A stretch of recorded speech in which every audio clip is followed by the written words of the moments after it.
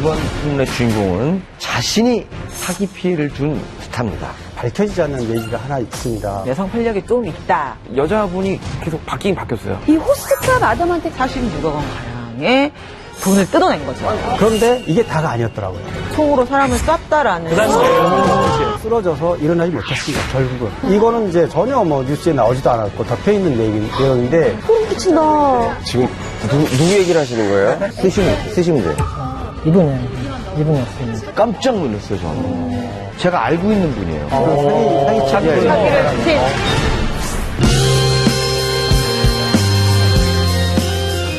세상의 모든 궁금한 풍문 속 시원하게 토크해드립니다. 밀착 토크!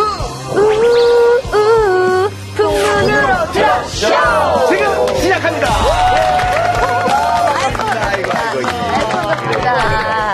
연예계 화제를 일목요연하게 키워드로 정리해드립니다. 네. 풍문쇼가 주목한 연예계 키워드. 이번 주 풍문쇼 기자들이 주목하는 키워드는 과연 뭘까요? 공개해주세요. 네, 풍문 기자님들이 꼽아준 이번 주 키워드는요. 네. 비행기 난동. 김지원, 유연석 열애. 주상욱 조공 논란. 허언증 남편. 알파오. 이경규 일타쌍피 낙방입니다. 네. 자, 국내에서 시선을 확 사로잡는 키워드가 있다는 분들은 자신있게 앞에 있는 풍문 등을 켜주시기 바랍니다. 오, 자, 두 분, 세 분, 네 분, 다섯 분. 이렇게 관심들이 없습니까? 그래요. 예. 자, 우리 박혜미 기자가 준비한 키워드가 있죠? 저는 그 중에서 사실 여러 개를 다 말하고 싶었는데, 저는 그게 나온 것 같아요. 허언증 심한 증상? 왜냐면 최근에 들었던 얘기기도 하고. 궁금해요. 사실 연예계에는 정말 엄청나게 많은 허언증들이 있어요. 인터뷰를 하다 보면은, 정말 이거 아닌데, 내가 이 사람 아는데, 라면서. 저는 연예인보다 저는 레스토랑 사장. 뭐 그런 사람이 레스토랑 사장인데 연예인이 오지도 않는데 막 자기 가게 레스토랑에 연예인이 너무 진짜 이런 얘기 할 수 있어요. 그러니까 예를 들면 그런 경우가 있어요. 예를 들면. 근데 어쨌건 이분 같은 경우에는 정말 대단한 사람이 각인이 돼 있어요. 여자 스타의 남편분인데 사업가인데 대중이 알기에는 이 사람 이름을 치면 엄청나게 대단한 일을 한 걸로 인식이 돼 있고 꽤 오래전부터 이 사람이 정말 연예계에서 한 끝발 날리는구나라고 인지를 하고 있어요. 실제로 기사로도 많이 나왔고 방송에서도 언급이 됐어요. 근데 그럼에도 불구하고 이게 모두 다 허언증. 사실은 실체가 없는 거예요. 뭔가 기사로 보면 정말 굉장한 일을 한 것 같은데 사실은 실체가 없는. 이게 허언증이라는 게 연예인병처럼 고치기 힘든 병으로 제가. 근데 이게 자기가 말하고 자기가 그걸 진실로 인지를 하고 정말로 나중에는 그게 진짜라고 인지를 하는 거예요. 그러니까 질병이에요. 네, 정신병이 자기가 없어요. 자기는 그게 진실이에요. 그래서 본인은 믿고 있고 주변에서는 아니다 이런 직원이 나오는 알죠. 왜냐면 그 사람이 현재를 아는 사람들은. 근데 한 10년 좀 가깝게 그런 거짓말 하다가 사실 그 말을 믿는 사람들이 생기잖아요. 그럼 그 사람 주변에 뭔가 세력이 형성된단 말이에요. 그리고 지금은 좀 또 뭔가 실체가 생겼어요. 허언증에서 진짜 위험하지 않아요? 그럼? 위험하죠. 아주 왜냐면 허공이잖아요. 허공에 세운 누각 같은 그런 느낌이라. 쉽게 얘기하면 사기꾼이잖아요. 근데 사기꾼이란 게 그러니까 법정으로 가면은 실질적인 피해를 주면 사기가 되는데 이게 정말 실질적인 피해가 없잖아요. 내가 뻥을 쳤지만 이 뻥이 누군가한테 피해를 주지 않았다. 그렇죠. 그럼 이거는 그냥 성립이 안 되는 거예요. 그렇죠. 제가 이제 이런 사람들을 좀 많이 봤는데 제가 이제 판독하는 방법 알려드릴게요. 허언증 판독하는 방법.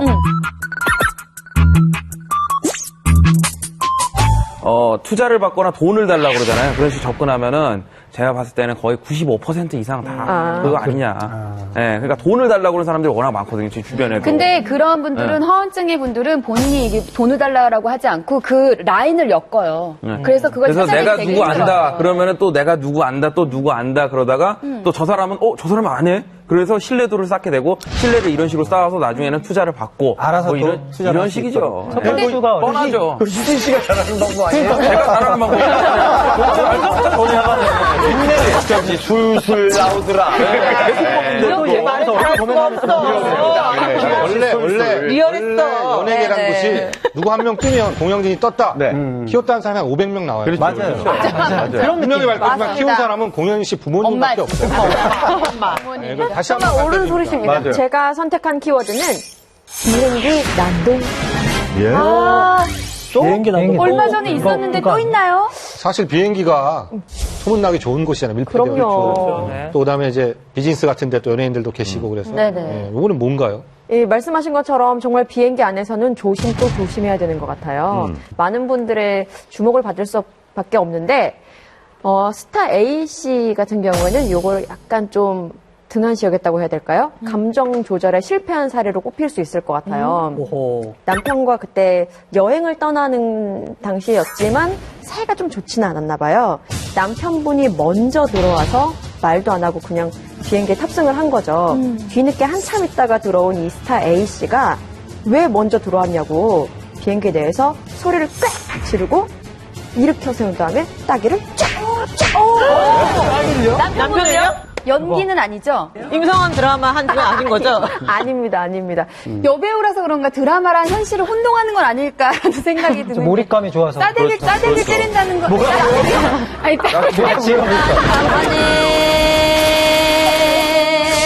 난 야만해. 싸대기 때린다는 거.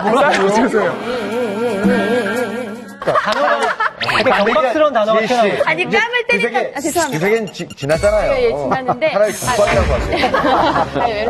뺨을 때린다는 게 참 쉬운 일이 아닌데, 참 현실과 드라마 혼동하시는 거 아닌가요? 사람 뺨 때려본 적 있어요? 뺨 때려본 적 있어요? 쉽지 않아요. 예를 들어 이런 상황이죠.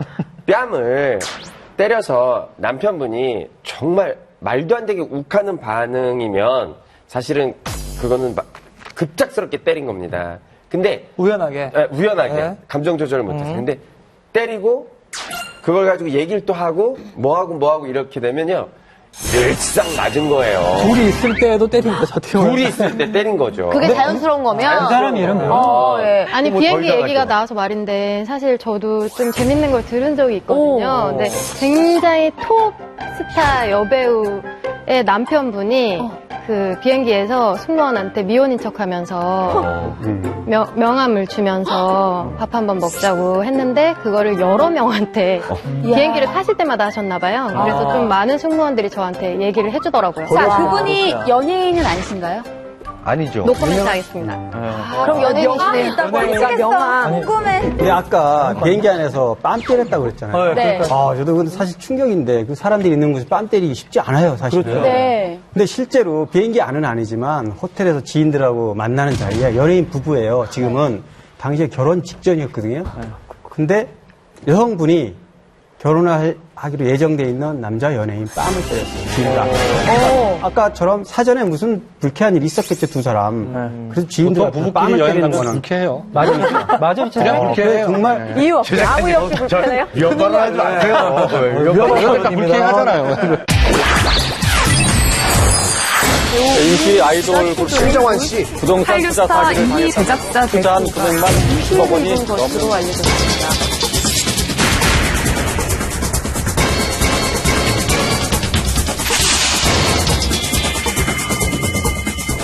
시작됩니다.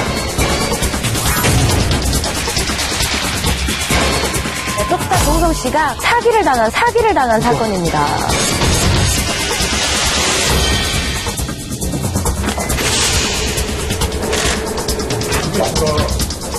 제가 알고 있는 분이에요. 쓰러져서 일어나지 못했습니다. 결국은. 요즘에 연예계가 사기 피해로 정말 몸살을 앓고 있습니다. 자, 그래서 준비한 오늘의 풍문입니다. 네. 주제입니다. 사기에 늪에 빠진 스타들. 지금 공개합니다. 자, 얼마 전 아주 많은 분들을 충격에 빠뜨리는 사건이 있었죠. 네, 톱스타 정우성 씨가 거거 한 드라마 작가에게 46억 원을 투자를 했는데요. 사기를 당한 사건입니다. 아니 46억 원이라면 정말 큰 돈인데 네네. 어떻게 그렇게 당할 수 있죠? 아니 막 지금 정우성 씨 사건이니까 막 궁금하시고 막 입질 오시고 막 네, 파헤치고 싶고 막 그러시죠? 네, 파헤쳐 주세요. 아, 알겠습니다. 다 낱낱이 파헤쳐 주세요. 저도 기분이 너무 안 좋아요, 지금. 제가 진짜 정우성 팬이거든요. 저도 팬입니다. 자, 그래서 첫 번째 풍문을 네. 준비했습니다. 정우성 46억 버리고 의리를 지켰다? 의리를 지키지 말았어야죠. 이 풍문 들어보신 적이 있으신 분들은 앞에 있는 풍문 등을 쳐주시고요. 꽤 오래전 사건이잖아요. 근데 요 근래 또 다시 회자가 되고 있어서 저도 무심코 봤다가 깜짝 놀랐어요. 저는. 이 본인이 제가 알고 있는 분이에요. 사기를 친 박모 씨가. 네, 박모 씨가 그 드라마 작가 분인데. 그렇죠. 그리고 심지어 제가 결혼식 사회도 봤어요. 인연이 깊네요. 그 예전에. 예. 아니, 뭐 개인적으로 돈 빌려주시거나 이런 거 없어요? 같은 사기꾼? 같은 편? 아니 그러니까 우리 자꾸 한번 그렇게 얘기하면 너도 분다? 아니 진짜 여기서 한번 정확하게 파봐요 우리 정우성 씨가 어떻게 해서 박 씨한테 사기를 당한 건가요? 네네. 그 아까 말했던 박 씨가 이제 정우성 씨에게 재벌들이 참여하는 사모펀드가 있다라는 얘기를 한 거예요. 그래서 정우성 씨한테 2008년부터 1년여간 22차례에 걸쳐 투자금 명목으로 46억 원 가량의 돈을 뜯어낸 거죠. 아니, 근데 사실, 물론 이제 사기를 당하려면 정말 그쵸. 어쩔 수 없죠. 그런 거죠. 왜냐면 귀신도 모르게 이렇게 작정하고 달려들면 어쩔 수 없어요. 당할 수가 없는데 제가 궁금한 건 근데 왜 이렇게 정우성 씨는 왜 그렇게 그냥 아무런 의심이 없었을까요? 재벌들만 하는 그 펀드라고 이렇게 하니까 그걸 이제 소스같이 믿은 거죠.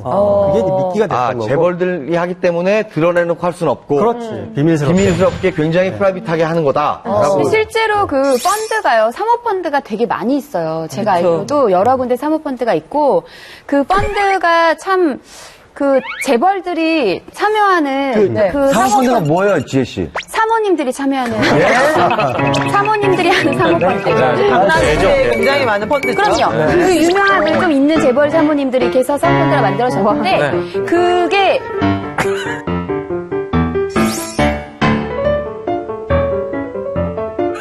박씨가 사모펀드죠.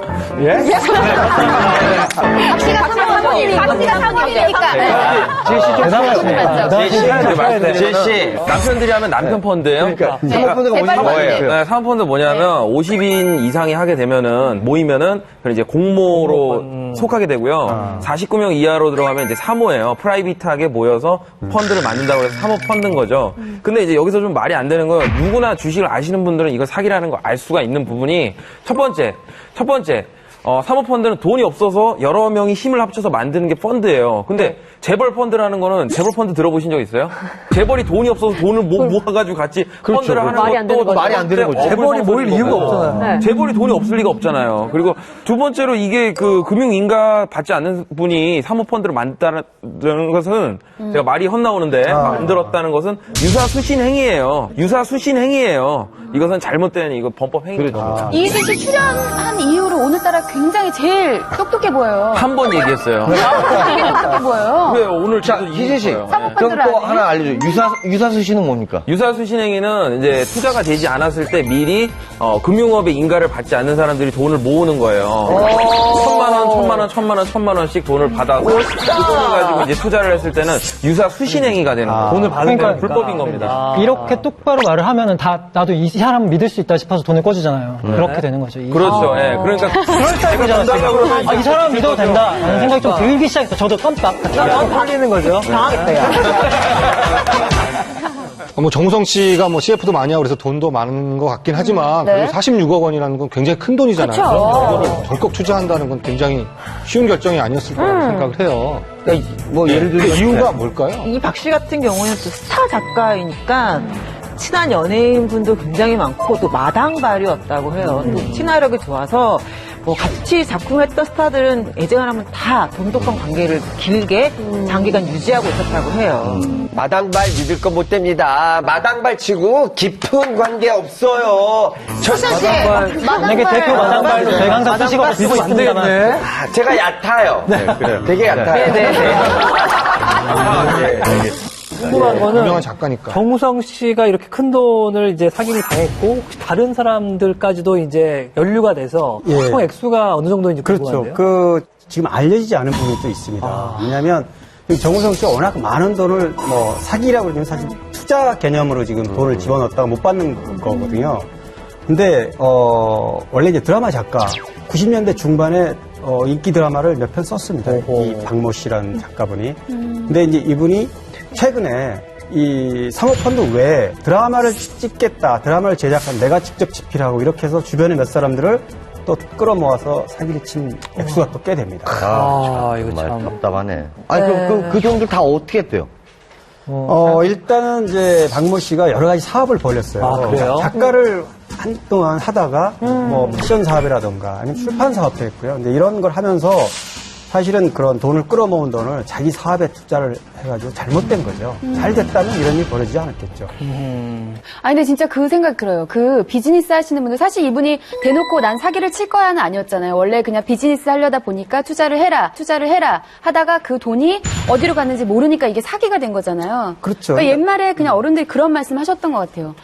잘하면 사업가고 안 되면 사기꾼이다. 뭐 이런 말이 있었던 것 같아요. 종이 한 장 차이예요. 네. 그런데 이제 지금은 조금 좀 다르다고 보는 게 사기라고 하는 거는 이제 제가 어떤 사람을 속여서 뭔가 너를 내가 뽑아먹겠다라는 의도가 있을 때 사기가 이게 성립이 되거든요. 그런데 이제 투자하고 사기는 좀 다른데 지금 이 사모펀드 같은 경우에는 사모펀드가 존재한 상태에서 돈을 넣었을 때는 이게 이제 사기가 아니라 투자를 날리는 건데 펀드가 없었다라고 하면 이건 완전히 그건 기망의 일이죠. 맞습니다. 근데 대부분은 작가들이 글에는 강하지만 숫자는 굉장히 약합니다. 그래서 예, 거의 투자했다 날리는 경우가 많고요. 맞아. 작가들이 뭐 집 사면 집값 떨어지고 이런 건 유명해요. 그래서 작가들이 앞으로 이렇게 뭐 유망 투자처다 이런 거는 아무리 뭐 저도 경제 비타민 작가를 했었거든요. 전혀 모릅니다. 작가분들이 조금 사회생활을 잘 못하시는 분들이 많이 있어요. 이렇게 세상 돌아가는 물정 잘 모르고 오로지 작품만 쓰시는 분들이 많이 계셔서 특히 표적이 되는 경우가 굉장히 많은데 이번 경우는 거꾸로여서 사실 좀 깜짝 놀랐습니다. 근데 정말 저는 개인적으로 참 충격인데요. 이 박모 씨 사건에서 밝혀지지 않는 얘기가 하나 있습니다. 뭐냐면 연예부 기자 중에도 사기를 당해서 이분이 그 스트레스를 받아가지고요 쓰러져서 일어나지 못했습니다. 결국은 세상을 떠났는데 이 기자분이 이제 박모 씨하고 금전 거래가 있었어요. 그 전부터 몇 년 전부터. 근데 돈을 갚지 않고 잠적했다가 수년 만에 나타나서 몇 천만 원을 느닷없이 갚았답니다. 갚으면서 또 얼마 후에 와가지고 좋은 드라마를 준비하고 있으니 투자하면 대박 난다. 이렇게 이제 속여가지고 집을 담보로 5억 원을 거기다 넣었는데 고스란히 다 뜯긴 거죠. 너무 사기꾼 아니에요? 그래서 이분은 같은 사람한테 두 번이나 사기를 당하고 나서 도저히 헤어날 수 없는 경제적인 어려움 때문에 고통을 겪다가 결국은 스트레스로 쓰러졌고 제가 제일 큰 충격인 것 같은데요. 지금 저는 그쵸? 지금 그 얘기를 듣고 저 예전에 그 한 10여 년 전에 본 기억이 있거든요. 그러니까 그 결혼할 당시에 제가 사회를 봤던 것도 남편 되시는 분이 제 초등학교 선배이기 때문에 그런 부분들에 대한 어떤 연관성도 있었고, 근데 사업 수완이라든지 이런 것들도 그 당시에도 여러 가지 어떤 것들을 얘기를 하고 했었거든요. 근데 지금 얘기를 들어보면 지금까지의 어떤 행적이나 행태가 이거는 뭐 사기가 명백하잖아요. 전형적인. 그렇죠. 이 경우에는. 그러니까 아까 사모펀드 같은 경우는 뭐 일부 본인 판단 미스로 해서 투자 개념으로 돈을 넣었다가 돌려받을 수 없는 상황이 돼서 뭐 거액을 뜯기는 경우겠지만 이 경우에는 액수가 뭐 5억 정도 수준인데. 왜 그랬을까요? 그런 믿음이 좀 더 갔던 이유 중에 하나가 이 남편이 어쨌건 대기업 경영진의 자식이고 자제고 미국에서 MBA 과정을 했고 한국 대형 로펌의 변호사로 근무한 적이 있다고 하니까 아니 그 상대 남편이 변호사라고 하는데 그러니까요. 아니 믿을 수 있죠. 변호사가 설마. 그러니까 남편이 변호사이고 미모가 출중하고 그리고 유명한 드라마 작가고. 제가 이 사건에 좀 관심을 갖는 이유는 이 사기를 친 쪽이 저희 작가잖아요. 그러니까요. 그래가지고 나이도 비슷하고 그래가지고 최대국 씨도 약간 사기 기질이 있죠. 뭐 있죠. 모르는 사람들이 약간 다. 네, 저는 샘이 흐려가지고 이런 건 잘 못합니다. 근데 어쨌든 그래서 좀 관심을 갖고 봤고요. 근데 이분은 조사 결과 저희 국가에서 인정하는 공식 단체인 한국방송작가협회 회원이 아니고요. 근데 히트작은 있어요. 회사가 아니라도 근데 드라마를. 보통 히트작을 쓰면 회원이 되게 돼 있거든요. 그렇죠. 근데 네네네. 이분 같은 경우는 굉장히 특이한 케이스고요. 저희가 또 작가협회 차원에서 진상조사도 하고 그랬는데 회원이 아닌 걸로 밝혀졌고요. 뭐 이런 걸 좀 변별력 있게 좀 가려내시길 바랍니다. 자, 이미 8년 전에 투자를 했고 그 투자한 금액이 회수가 되지 않았고 그리고 또 당연히 자신이 결과적으로는 어쨌든 피해를 봤다라는 것들을 알게 됐을 텐데 네네. 정우성 씨가 고발을 안 한 이유 저는 개인적으로 뭔가 좀 짐작이 가긴 합니다만. 아니면 정말 풍문처럼 의리 때문에 참은 걸까요? 그쯤 되면 사실은 의리는 아니죠. 의리는 아닌데 사실은 정우성 씨 성격이 좀 쿨하지 않습니까? 그런 것도 또 잊어버리고 다시 출발하고 이러지 않습니까? 쿨하기에는 좀 사실 쿨하긴 쿨하기에는 내가 얼어 쿨하게 못 볼 것 같아. 완전 쿨하시긴 하네요. 그런데 저는 이제 아무리 탑스타라고 해도 46억을 이렇게 사기를 당하면 잠 못 잘 것 같거든요. 네, 맞아요. 방송을 보다 보니까 정우성 씨가 네네. 몇십억씩 지금 막 쏘고 있거든요. 네네. 그런데 막 쏘고 있는데 타고난 금수저 아닙니까? 아니 근데 진짜로 정우성 씨 그 외모도 되게 귀공자 스타일이고 맞아요. 여기서 집안 한번 근데 공개해서 어렸을 어떤지 때는 한번. 제가 알기로는 네. 굉장히 어려웠었어요. 아하. 네. 사실 뭐 과거에 그렇게 풍요롭지는 않았던 것 같아요. 그래서 되게 말이 빈번했던 지역에 살았다고 해요. 근데 그 살면서 결국은 또 산동네까지 밀려났다고 해요. 근데 이제 그 집이 뭐 벽에도 금이 가고 또 겨울이 되면 뭐 입김이 나올 정도로 굉장히 추웠다고 해요. 뭐 이런 시절을 보냈는데 그 옆집마저 좀 허물어졌다고 해요. 그때 굉장히 좀 온 세상 사람들에게 우리 집 형편이 좀 발가벗어지는 느낌이다. 뭐 이런 얘기를 할 정도로 어린 시절에는 좀 유복하지 않았던 것 같아요. 그런데 정우성 씨는 뭔가 이런저런 일을 많이 겪었기 때문에 지금 제가 약간 객관적으로 이제 화면을 통해서 보는 정우성 씨는 뭔가 초월한 느낌이 있어요. 맞습니다. 네. 뭔가 이렇게 좀 이제 다 털어버리고 네. 좀 사람이나 좀 어떤 정, 의리 이런 걸 좀 중요시하지 않나 그런 생각이 좀 듭니다. 그렇다면 우리 정우성 씨 같은 경우에는 그 46억이라는 거금, 큰 돈을 버리고 얻는 게 있었어야 될 텐데 얻는 게 있으셨을까요? 근데 사실 그걸 감췄을 때 전혀 없다고 할 수 없는 게요. 사실 그게 고스란히 그 당시 알려졌다면 돈도 잃고 정우성 씨 바보처럼 이렇게 많은 돈을 이런 부정적인 이미지가 충분히 있었을 법한데 빌려주고 못 받은 게 아니고 어쨌든 투자 형태로 가서 돈을 돌려받지 못한 형태가 되니까 자기 책임도 있단 말이죠. 그래서 그 부분에 대해서 기왕에 못 받게 되는 건데 이거를 알려서 자기가 46억이라는 돈을 잃은 부정적인 이미지로 비춰지면 활동하는 데 별로 도움이 안 됩니다, 연예인들은. 이름이 알려진 연예인들은 맞아. 그거조차도 부정적이거든요. 자기가 사기를 당했었다. 그래서 그런 걸 좀 악용하는 예. 그런 일반인들이 많죠. 연예인들이 약간 그런 걸 두려워하는 거. 이미지라는 거를 그러니까 노출되는 걸 싫어가지고 오히려 소송 들어가면은 내 이미지 날아가고 광고 취소되고 그렇죠. 하는 거니까 참은 거죠, 사실. 그러니까 아무래도 그렇죠. 구설수에 휘말리고 뭐 그렇죠. 이래가지고 괜히 여러 가지로 이런저런. 더군다나 뭐 그래서 진흙탕 싸움은 좀 피하고 뭐 이러려고 하는 진짜 의리가 아니라요. 정말 피눈물이 나는 선택이었다라고 표현하는 게 나을 것 같아요. 지인이라는 사람과 아니 근데 박 씨와 정우성 씨는 처음에 어떻게 알게 된 건가요? 네, 정우성 씨와 박 씨가 2008년도에 처음 알게 됐는데요. 네. 작가와 배우로 만나서 작품 논의를 하면서 이제 알게 된 거고요. 근데 이 드라마는 중간에 엎어져서 결국 제작이 되진 않았습니다. 맞아요, 예. 맞아요. 그때 그 드라마도 같이 하자고 그랬었던. 공연기 네, 때도? 저한테도 그래서 얘기를 하다가 무산된 걸로 제가 알고 있어요. 네. 그리고 또 이 정우성 씨랑 이 박 씨가 또 두 분 다 패션에 관심이 많아가지고 그런 부분이 또 말이 잘 통했다고 합니다. 제가 알기로도 정우성 씨가 패션 사업을 한 적이 또 있어요. 관심이 네, 많네요. 관심이 굉장히 많거든요. 그러니까 두 사람은 패션에 대한 관심이라는 교집합 때문에 뭐 자주 만나게 되고 논의를 하게 되고 뭐 이러다 보니까 좀 사이가 더 돈독해졌죠. 실제로 이 정우성 씨가 이분한테 더 혹할 수밖에 없었던 이유가 이분이 그 전에 스타와 패션 사업을 해서 크게 성공한 적이 있어요.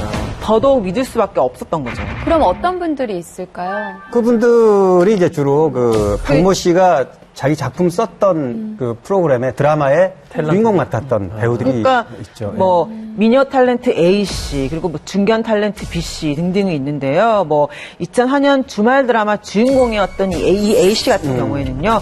박 씨와 속옷 브랜드를 런칭을 해서 브랜드를 런칭한 지 한 3년 만에 5대 홈쇼핑 란제리 시장에서 1위를 석권할 정도로 아니 그럼 또 힘들었었죠. 사업도 했네요. 있죠. 네. 뭐 이 중교 탤런트 B 씨 같은 경우에는 드라마에 또 이제 인연을 돼서 알게 됐고 이때 런칭했던 속옷 브랜드의 대표이사를 박 씨가 맡아서 정말 성공적인 결과를 냈어요. 그러니까 더 이제 이 경우에는 또 아까 얘기했듯이 사업의 일부 성공한 부분이 있었기 때문에 그 박모 씨를 아는 연예인들이 알아서 자진해서 박모 씨에게 실제로 먼저 접근해서 친분 관계도 있고 그러니까요. 그렇죠. 네네. 워낙 언변이나 이런 게 호감도가 굉장히 좋아요. 저 개인적인 기억에는 그 박모 씨의 그 이미지가 굉장히 좋았다. 얼굴이 예뻐서 그런 건 아니셨나요? 뭐 얼굴도 물론 예뻐요.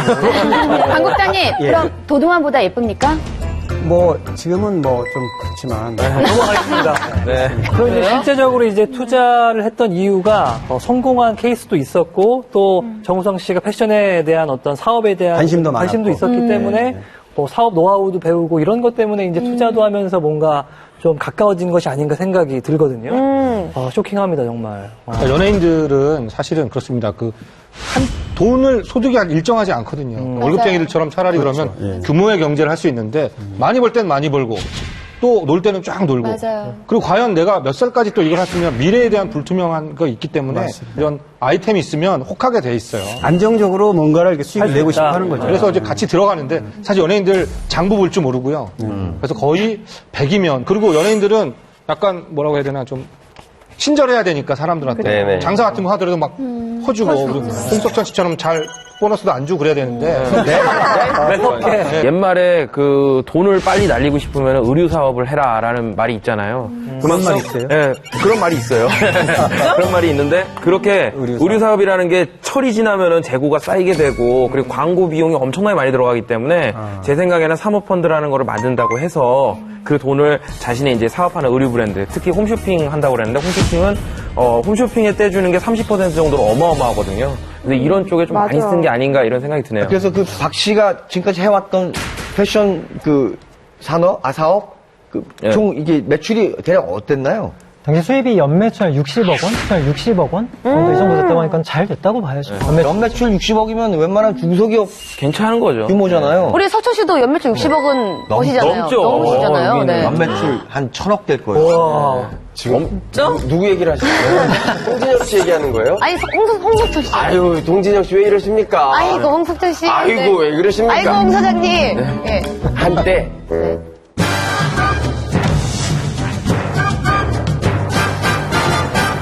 까지는 제가 좀 찍어봤는데 그 이후는 요즘 경기가 무척 안 좋기 때문에 많이 힘들어서 그래요. 멋있다. 그렇다면 정우성 그 사기 사건의 가해자 박 씨는 지금 어떻게 하고 있나요? 3월에 이제 구속 적부심이 있었고요. 네. 그때 이제 범죄 사실이 이미 다 소명이 됐고요. 그 사기 혐의가 입증이 된 거죠. 그래서 구속이 됐습니다. 이달 초에 한 4월 5일 날 구속이 돼서 현재는 이제 재판을 앞두고 있는 거죠. 아니 근데 그 정우성 씨가 구속을 하지를 않았으니까 구속을 안 했는데 지금 다른 피해자들이 꽤 많습니다. 그리고 이제 그 사기죄 같은 경우에는 친고죄가 아닙니다. 친고죄는 이제 그 피해자가 고소를 해야지만 벌을 받는데 친고죄가 아니기 때문에 고소를 안 해도 벌을 받고요. 피해자가 있으면요. 아니, 분명히 치과 의사신데.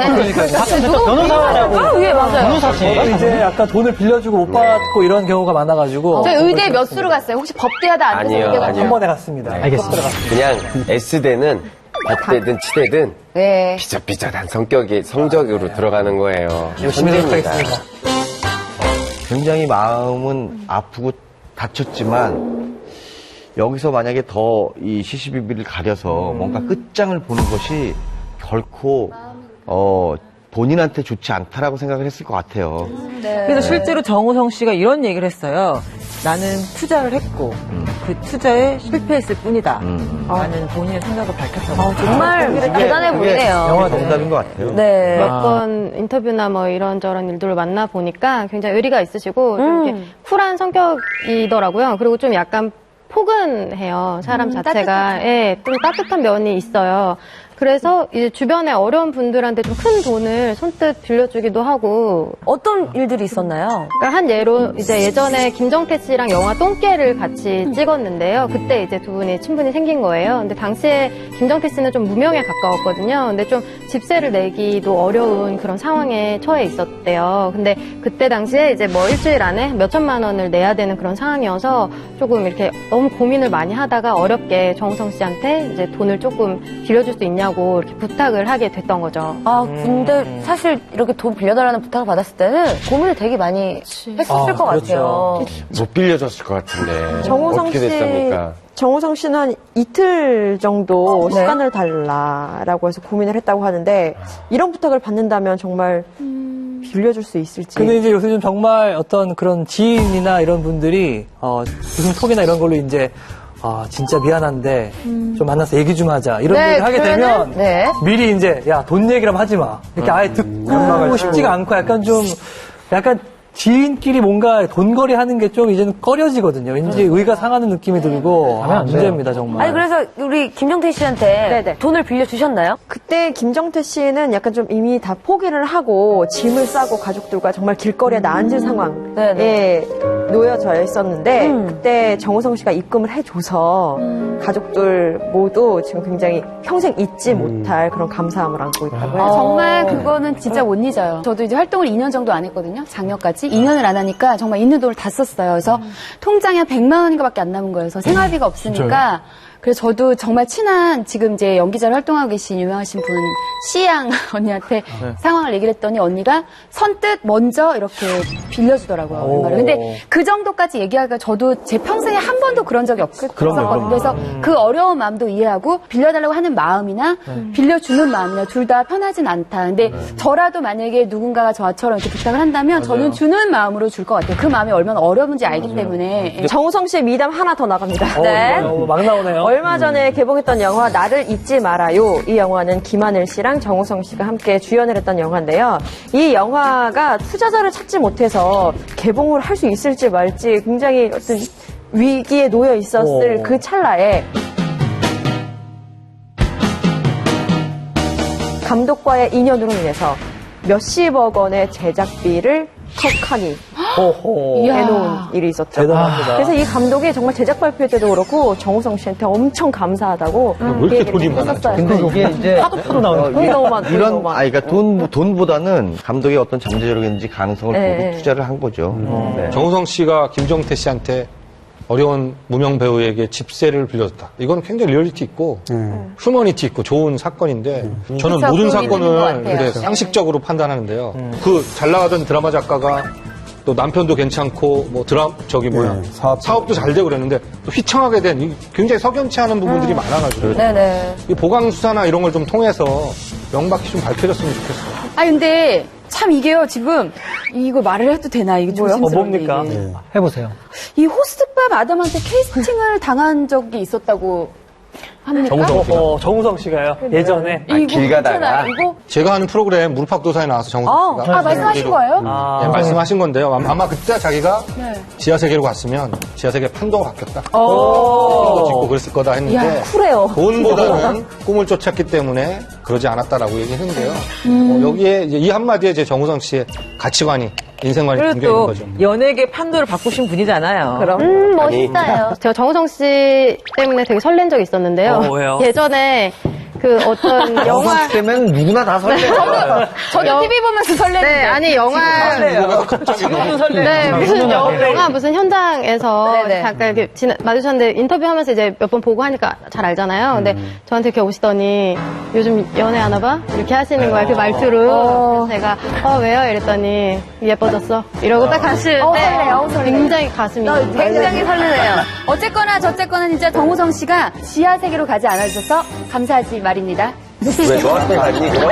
지하세계. 너한테 갔어? 그냥 우리가 볼 수 세계에. 있다는 게. 우성 씨를 볼 수 있죠? 네, 곧 볼 수 있는데요. 정우성 씨가 이제 천만 배우 황정민 씨랑 같이 연기한 아수라 개봉을 앞두고 있고요. 아수라. 정말 영화 정말 기대되지 않습니까? 대박 느낌이 나네요. 기대됩니다. 아수라. 이야. 아수라 발발차. 발발차 아수라. 아수라.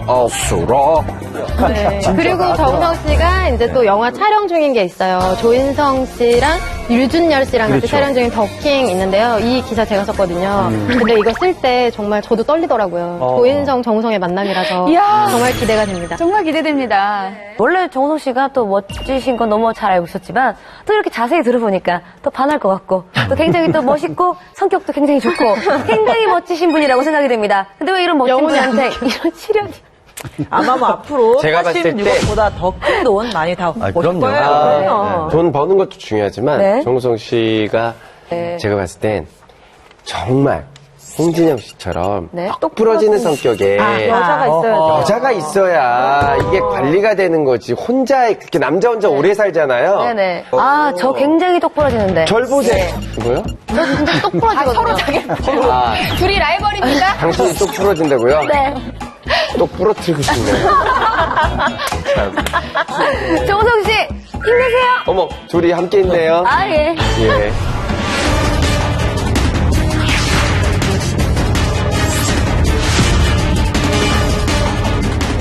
고급 빌라에 투자를 했다가 투자금을 반환받지 못했다. 뭐지 돌려줬다. 줬다는 사람 따로 있고 못 받았다는 사람 따로 있고 장롱에서 돈을 꺼내서 9회에 걸쳐서 50여 원을 굳이 현금으로 줬다. 재수사 결과 이런. 세상에나 만상에나. 자, 최근 연예인들이 각종 사기의 연루가 되면서 큰 피해를 당하는 사건이 잇따르고 있어서 참 걱정입니다. 네. 예, 올 초만 해도 사기당한 연예인들이 꽤 많았어요. 여러 얘기가 많이 나왔는데 뭐 얼마 전에 이제 개그우먼 박미선 씨, 맞아요. 박미선 씨가 3년 전에 지인한테 돈을 2억 원을 빌려줬는데 여태 갚질 않아가지고 결국에는 잘 아는 지인이라고 그러는데요. 그 두 사람을 고소를 했습니다. 사기로. 이 사건이 어떻게 된 거냐면요. 2013년 4월 무렵이었어요. 박미선 씨가 평소 알고 지내던 지인 2명, A, B 씨가 박미선 씨에게 매월 400만 원을 줄 테니 2억 원을 빌려달라라고 제안을 한 거죠. 그리고 그러니까 매달 400만 원은 이자가 아니라 그냥 나눠서 원금을 변제하겠다는 거죠. 하겠다. 네. 그리고 1년 뒤에는 반드시 갚겠다. 라고 한 거죠. 근데 그래서 총 2억 원을 두 사람에게 빌려줬대요. 그런데 변제 기한이 1년이 지났음에도 돈을 갚지 않았기 때문에 박미선 씨가 이 두 사람을 처벌해달라며 소송을 제기했고요. 현재 수사 중인 것으로 전해집니다.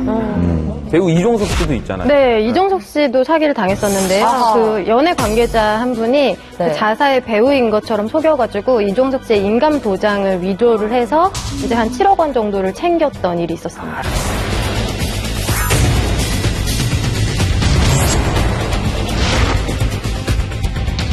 고급 빌라에 투자를 했다가 투자금을 반환받지 못했다. 뭐지 돌려줬다. 안 갚으면 감옥을 가야죠. 다시 항소를 합니다. 왜요? 재수사 결과 반전이 숨어 있습니다.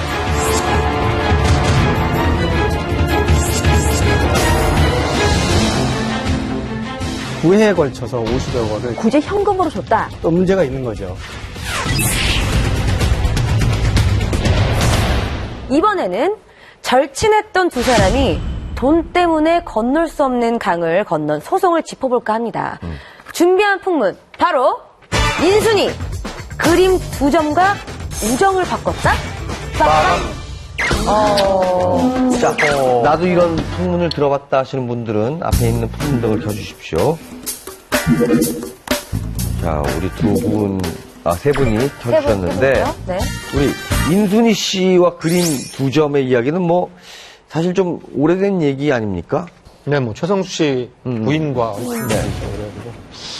올해 이제 법정 공방 중인 걸로 알고 있습니다. 지금도 인순이 씨가 가수 최성수 씨의 부인과 법정 공방 중인 건가요? 예, 현재 진행 중입니다.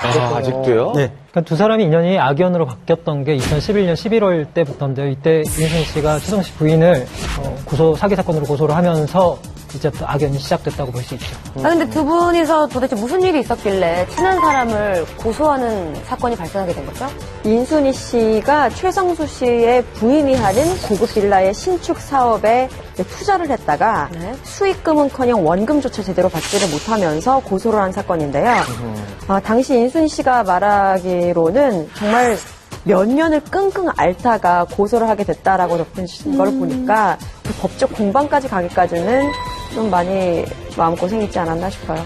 예, 당시 최성수 씨 부인 이제 박 씨는 건축 시행사 대표로 청담동 고급 빌라를 이제 신축 사업을 했는데 이때 인순이 씨가 2005년부터 2007년까지 총 9회에 걸쳐서 50억 원을 이제 박 씨에게 투자를 한 거죠. 이거를 원금 50억에 투자 수익 26억을 받기로 합의를 한 거죠. 그 돈이 얽히고 설켜서 이런 문제가 된 겁니다. 아니, 굉장히 그 지인이고 친한 사이였더라면 처음부터 투자자하고 좀 사업가로 아니겠죠? 만나지 그렇죠? 않았을 거 아니에요. 네, 두 분의 인연이 지난 2005년에 유명 디자이너의 소개로 시작이 됐는데요. 당시 5살 차이가 남에도 불구하고 이분들이 너무 이게 마음도 잘 맞고 이래서 친자매처럼 가깝게 지냈다고 해요.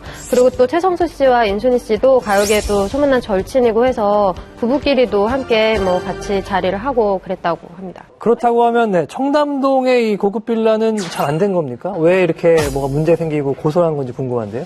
인순이 씨는 돈을 돌려받지 못했다고 주장을 하는 거고, 이 박 씨 같은 경우에는 총 76억 원을 모두 돌려줬다라고 주장을 하는 거예요. 완전 상반되는 의견이죠. 그러니까 상황이 좋다는 사람 따로 있고 그러니까요. 못 받았다는 사람 따로 있고 네. 굉장히 이제 어려운 상황인 거죠. 네. 아니 근데 박 씨가 인순이 씨에게 돈을 다 갚았다라고 주장을 하는 이유는 뭡니까? 네, 돈을 받지 못한 이제 인순이 씨가 초조해 하니까 그 시가 50억 원에 달하는 앤디 워홀의 그림을 이제 2점을 줬다고 합니다. 박모 씨 말에 의하면 인순이 씨가 원래 평소에 그림에 관심이 많았대요. 그리고 재테크처럼 이제 나중에 살면 수익을 또 남길 수 있고 딸에게 증여도 할 수 있으니까 인순이 씨에게 이제 여러모로 생각해서 좋을 거라고 생각해서 그 그림을 줬다고 합니다. 보면은 다 알만한 그림이고 사실 네. 되게 유명한 이 시리즈가 되게 많아요. 제키랑 플라워. 와, 저게 50억이에요? 이게 앤디 워홀 그림이에요? 네, 맞아요. 앤디 워홀 그림이 그렇게 비싼가요, 근데? 한 개가 22억이고 한 개가 30억짜리. 와. 근데 이제 앤디 워홀을 짚고 넘어가야 되는데 이 앤디 워홀은 이제 대중문화와 순수미술을 벽을 깬 사람이고요. 네. 이 팝아트라고 하는 장르의 선구자이자 황제이자 교황이자 디바입니다. 한마디로. 살아있을 때는 이 현대미술의 전설이었고 죽어서는 아이콘이 된 분인데 뭐 이분의 뭐 그 작품이 뭐 25억 이러면 약간 비싸 그러지만 2013년도에 뉴욕 소더비 경매에서 실버 카 크래시라는 작품이 팔렸는데요. 얼마에 팔렸을까요? 1,120억에 팔렸습니다. 뭐 3명의 엘비스라든가 다른 작품은 뭐 900억. 아주 뭐 한 작품마다 뭐 몇백억씩 되는 작품이 수두룩합니다. 그래서 이 미술품이라는 것이 사실은 그만큼의 어떤 그 실질적인 가치가 있기 때문에 돈이 있으신 분들은 재테크라든지 아니면 또 재산 상속용으로, 증식, 예, 재산 상속용으로 예, 예. 미술품들로 투자를 하는 투자를 거죠. 분들이 굉장히 많이 있어요. 그렇다고 하면 이 돈이 되는 그림을 줬기 때문에 다 이제 갚았다라고 주장을 하게 되면 인순이 씨가 뭐 돈 안 갚았다 이렇게 얘기할 이유가 없을 것 같은데 왜 어떤 분쟁이 있는 거죠? 일단은 결과부터 말하면 1심, 2심이 나온 사건이거든요. 지금 이제 상고로 올라가 있는 상태인데 2012년 5월 경찰은 이제 박 씨가 인순이 씨의 빌린 돈을 그림으로 변제를 받은 거를 인정받았어요. 그 판결문을 보면은 대물 변제가 인정된다라는 표현이 있습니다. 박 씨 입장에서는 그림으로 빚 청산이 된 거죠. 그렇죠. 박 씨 주장은 이제 그런데요. 인순이 씨가 불복해서 다시 항소를 합니다. 인순 씨의 주장에 따르면 어쨌건 그림 2점은 이게 대물 변제가 아니고 담보로 받은 거다. 돈을 받지 않았다라고 해서 2011년 11월에 중앙지검에 고소를 한 거죠. 투자금을 뭐 반환받지 못했다. 이렇게. 왜요? 예, 또 문제가 있는 거죠. 아니 그림값이 떨어진 거 아닙니까 혹시? 아니면 그 그림이 가짜였던 거 아닙니까? 아니면 비싼 그림이라도 뭔가 좀 이게 현물이 아니기 때문에 아무튼 그 재수사 결과 반전이 숨어 있습니다. 어떤 반전이요? 반전이 있어요? 검찰이 재수사를 해보니까 박 씨가 그림을 담보로 또 돈을 빌린 겁니다. 만상에나 만상에나. 인순이 씨한테 준 그림으로 몰래 대출을 받았다는 거예요? 그렇죠. 그렇다고 그렇게 주장을 하고 있는 거예요. 그 인순이 씨한테 허락을 안 받고. 예, 인순이 씨는 자기가 허락을 한 적이 없다. 이게 어떻게 된 거냐면 박 씨의 말에 따르면은 2010년 7월에 그 제키를 담보로 대출을 받았는데 그때는 인순이 씨가 동의를 했어요. 그림에 대한 권리를 박 씨에게 위임해주는 위임장을 작성해줬다고. 근데 문제는 이게 인순이 씨가 그걸 아느냐 모르느냐로 지금 싸우는 거 아니에요? 그러니까 인순이 씨가 위임장을 줬고 알고 있는 상태에서 대출을 받았다. 그렇죠. 알고 있는 그러니까 거고. 이번에 박 씨 같은 경우에는 써줬다라는 건 거죠. 그런 거죠. 아니 그러면 인순이 씨는 박 씨의 이런 주장에 대해서 뭐라고 하던가요? 인순 씨는 이걸 담보로 대출받았는데 이게 어떻게 내 소유권이냐? 나는 받지 않았다라고 해서 이게 더 법정에서 이제 공방이 있었던 거죠. 네네. 자, 그럼 인순이 씨가 항소한 재판 결과는 어떻게 또 나왔습니까? 인순이 씨가 항소한 결과는 인순이 편이 들었습니다, 법원이. 그래서 2014년 2월의 판결 내용을 보면 박모 씨가 인순이 씨와의 자매 같은 그런 신분 관계, 신뢰를 이용해서 돈을 받아 챙기고 변제를 하지 않았다. 이렇게 이제 판결을 했어요. 지금 박 씨가 그림 이제 제키로 18억 원을 그 담보로 대출을 받았잖아요. 근데 인순이 씨 동의가 제대로 없었다고 본 거죠, 법원에서는. 그러니까 인순이 씨가 동의를 했다면 담보로 돈을 받아도 문제가 불법이 안 되겠지만 인순이 씨는 허락을 하지 않았다는 거죠. 그래서 징역 3년에 집행유예 4년을 선고했습니다. 이게 지금 좀 이제 이 뒷부분 내용, 판결 내용이 좀 더 있는데요. 지금 이것만 보면은, 그러니까 결론은 이거예요. 사실 이 56억 이런 돈을 빌리고 안 갚으면 감옥을 가야죠. 그렇죠. 집행유예가 나왔잖아요. 그러니까 이게 집행유예로 끝나는 이유는 결국에는 대물 변제가 됐다. 그리고 추가적으로 어쨌건 이 그림의 소유권이 다시 인순이 씨에게 갔다. 그래서 이게 집행유예가 나온 거죠. 네, 그런데 이제 아직 마무리가 되지 않은 게 최성수 씨 부인 이제 박 씨가 판결을 불복해서 항소를 했어요. 근데 지난 1월에 기각이 됐고요. 대법원에 상고를 해서 이제 지금 판결을 기다리고 있는 중입니다. 그럼 문제의 그림 두 점은 현재 누구의 소유로 되어 있나요? 그 담보 잡혀있던 그림 제키, 그게 2011년 10월 7일에 반환에 가서 지금 인순이 씨가 가지고 있는 걸로 된 거죠. 이거는 법정 2심에서도 나왔던 내용입니다. 네. 이 사건이 아까 정우성 씨 사건이랑 좀 비슷한 것 같아요. 맞아요. 남편이 또 있고, 맞네요. 지인이고, 그렇죠. 금액도 뭐 굉장히 크고, 그다음에 사업도 상당 부분 그 또 박모 씨가 잘 되고 있었고, 이런 것 때문에 아마 투자하지 않았을까. 이제 박 씨 같은 경우에는 그 흑석동의 그 고급 빌라 사업을 좀 성공적으로 주도한 수완가예요. 이제 그 빌라 같은 경우는 다 한강 조망이 이렇게 보이고 흑석동에서는 보기 드문 굉장히 고급 빌라거든요. 이제 이 빌라에는 한때 장동건 고소영수 신혼집으로도 굉장히 유명하죠. 맞아요. 그 빌라가 그 노들길 그리고 이제 올림픽대로 가다 보면 딱 맞아요. 보이거든요. 옆에 있죠. 그래서 그 한강이 가장 잘 보이는 빌라로도 지금 유명하고 세대가 18세대밖에 없고 가격은 한 30억 정도. 그렇죠. 그 빌라를 이제 성공적으로 분양해서 완료를 했기 때문에 인순이 씨가 그 신뢰를 갖고 투자를 한 거죠. 그렇다고 하면 원금이 이제 그 그림 두 점, 앤디 워홀의 그림 두 점으로 이제 그 갚았다는 걸로 인정이 돼서 집행유예가 나온 상황이고, 그렇다면 나머지 투자 수익 그 20여 원 어떻게 된 거죠? 이거는 뭐 갚지 않아도 되는 겁니까? 그렇지 않을 것 같은데요? 그러게요. 투자 수익 20억에 대해서 두 사람이 사전에 협의한 내용이 있습니다. 이제 박 씨가 가지고 있던 고급 빌라 약 40억에 달하는 그 권리를 50%를 인순이 씨에게 양도한다는. 근데 그건 협의가 있었던 다행이죠. 거죠. 뭐라도 그냥 같이 공동으로 갖고 있어야 좀 안전하지 않을까요? 이걸로 20억을 퉁친 거잖아요. 그런 거죠. 그죠? 네.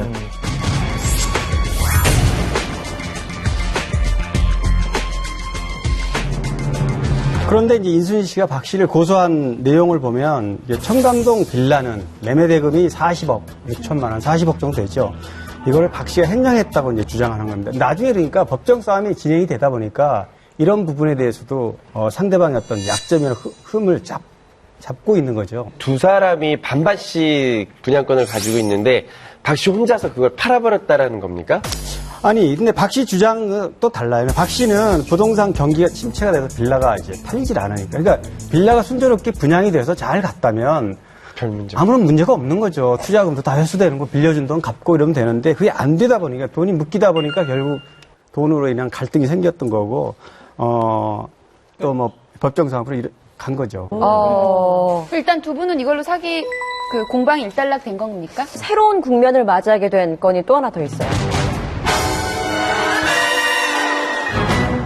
바로 세금 문제거든요. 이 탈세 관련이. 예, 그쵸. 박 씨가 지난 2월 초에 인순이 씨를 세금 탈세 혐의로 검찰에 고발을 했어요. 근데 그 이유가 무엇이냐면 자신에게 투자한 돈 대부분이 현금인데 은행을 이용하지 않고 굳이 현금으로 줬다. 이것은 세금을 피하기 위한 방법이 아니냐라고 의문을 제기한 거죠. 박 씨의 주장에 따르면 이렇습니다. 이제 인순이 씨에게 투자금을 받아오라고 직원을 인순이 씨한테 보낸 거예요. 근데 인순이 씨가 장롱에서 돈을 꺼내서 캐리어 가방에 담아뒀다라는 주장을 한 거죠. 우와. 그렇게 많은 현금을 집안에다가 보유를 한다고요? 그때 돈을 받아왔던 직원의 인터뷰가 방송에 한번 공개된 적이 있어요. 그때 이제 그런 상황을 얘기를 했었죠. 뭐 돈을 꺼내서 줬다 캐리어에. 근데 사실은요, 가수들이 이제 밤무대나 라이브 카페에서 공연하는 경우 실제로 이제 현금으로 받는 경우도 많이 있어요. 근데 사실 인순이 선배님 같은 경우는 데뷔 후부터 지금까지 그 활동 기간이 오래됐기 때문에 아마도 좀 금액이 있을 수도 있지 않을까라고 조심스럽게 한번 추측을 해봅니다. 예. 인기 없는 뭐 연예인 같은 경우는 현물, 뭐 현물. 현물 안에 장작을 갖고 행사를 하는 분들이 있습니다. 그래서 차 안에서 장작을 갖고 트렁크에서 뭐 이런. 저도 신인 때 사인 가만히 받아본 적도 있어요. 저도 예전에 대신에. 케이블 TV에서 VJ 진행할 때 출연료가 아니라 CD로 받았습니다. 옛날에는 그랬지 요즘에는 위험해요. 왜냐하면 네. 현금을 받아서 그거를 투자를 하잖아요. 그럼 나중에 세무조사할 때는 이거를 소명을 해야 돼요. 그렇죠. 이 어디서 돈이 나와. 어디서 나온 거냐. 네. 그 소명 못하면 바로 그 세금 대상이거든요. 이진 씨 수영장 바닥 밑에서 나왔다라고 하면 안 됩니까? 그러면 될 수 있습니다. 예. 그런 겁니까? 네. 네. 지금도 뭐 현물로 이렇게 받는 연예인들도 있더라고요, 아직도요. 그런데 아무튼 그 인순이 씨 같은 경우는 희자매로 과거에 활동했을 때는 굉장히 수입이 미미했고 또 실제로 수입이 있어도 뭐 댄스업이라든가 본인 활동비를 본인 돈을 개인 돈을 쓸 정도로 돈벌이가 없었는데 그 무렵 2004, 5, 6년, 2008년까지는 사실 비교가 됩니다. 장윤정 씨가 그 당시에 굉장히 인기가 있을 때인데 그렇죠. 밤무대 출연료가 1,000만 원이었어요, 당시에. 근데 인순이 씨는 2천만 원이었어요. 오, 2배가. 그럼요. 그러니까 대중적인 인기는 장윤정 씨가 많았을지언정 밤무대에서의 그 개런티는 그렇죠. 인순이 씨가 압도를 하니까요. 그래서 그렇게 수익이 많았었습니다. 인순이 씨는 뭐 탈세 의혹이 좀 있었잖아요. 그렇습니다. 2008년 무슨 일이 있었냐면 연예계에 네. 가수들, 개그맨, 배우들, 그러니까 밤무대를 들어서는 그 연예인들이 한 4, 5년씩 그 세금을 내지 않고 그냥 현금 거래했던 거를 한꺼번에 추징한 사건이 있었어요. 국세청에서 그거를 몰아서 세금을 매길 때 4, 5년 치니까 예를 들면 장윤정 씨라든가 인순이 씨, 남진 이런 인기 가수들은 한꺼번에 8억에서 10억씩 냈습니다. 세금을. 2008년에 네. 그때 얘기입니다. 이 인순이 씨가 이제 당시에 그거를 세금을 줄여서 냈다 해가지고 나중에 그 부분을 다시 정정해서 세금을 냈다는 건데 바로 그거를 이제 와가지고 이제 부동산 관련 문제로 법정 싸움이 이루어지니까 이거에 대한 세금 탈루의 의혹을 검찰에다가 한 거죠. 씁쓸하네요. 네, 네. 그런 상황이에요. 자, 그럼 최근 박 씨가 제기한 탈루와 탈세 혐의에 대해서 인순 씨는 어떤 입장입니까? 이게 고발이 나왔을 때 인순이 씨 입장은 억울하다. 전혀 그런 바 없다. 라고 했고, 거기에 대해서 이제 이건 나에 대한 흠집내기다. 라는 얘기를 했으니까 박 씨는 예전까지는 아는 사이로 지내고 의리가 있었으나 이 소송건이 생기면서 나도 의리고 뭐고 없다. 뭐 잘못된 걸 밝혀야 되지 않겠냐. 그래도 나는 1심, 2심이 끝날 때까지는 기다렸다라는 표현을 썼고요. 정확한 결과가 나올 때까지는 일단은 말을 하지 않겠다. 나는 이제 했고 지금 이제 탈세 혐의를 중앙지검에서 형사사부에서 조사를 하고 진행 중인 상황입니다. 제가 오늘로 이제 풍쇼 이 녹화, 풍문쇼 녹화 3회째인데요. 주제가 되게 먹먹하고, 뭐, 도대체 어떻게 얘기를 해야 될지 모르겠고, 나는 빚이 없나 스스로 고찰하게 되고 그러는데요. 사실 그렇습니다. 지금 이거 보면 돈도 잃고 사람도 잃고 모든 것을 잃게 되는 것 중에 하나가 채권 채무 관계인 것 같으니까. 맞아요. 그냥 다 자력갱생하려고 노력하는 게 최고인 것 같습니다. 맞습니다. 지키지 못해 떠나보내고 잊지 못하는 날 용서해 이제 그대 그리며 반쪽인 채로 이렇게 그대를 그리네.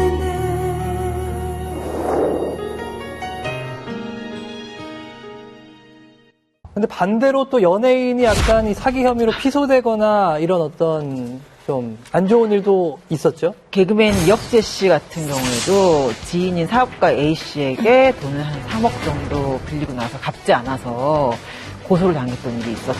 네, 맞습니다. 이혁재 씨는 한때 정말 잘 나갔었는데 불미스러운 일이 한 번 연루되고 나서 자꾸 일이 꼬이더라고요, 보니까. 근데 이혁재 씨 같은 경우는 인천에 집이 인천이에요, 이혁재 씨는. 근데 이제 인천에 한 사업가한테 돈을 빌렸는데 그 빌리게 된 이유가 공연을 하게 되면 이제 투자금이 발생하잖아요. 근데 그 투자금을 얻기 위해서는 이제 잔액이 한 3억 원 정도 임시로 필요하답니다. 사업을 하려면.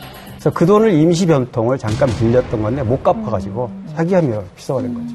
그래서 뭐 이혁재 씨가 7일까지 갚겠다라고 했는데 차일피일 그 반환일을 미루다가 1억을 먼저 돌려준 뒤에 2개월 넘게 나머지 2억을 안 갚아서 이제 이런 문제가 불거지게 된 거죠. 진짜 안 좋은 일에 많이 연루돼 있었고 그때 기사가 나오니까는 이제 적극적으로 갚겠다는 의사를 표명했고 일단은 고소는 취하됐습니다.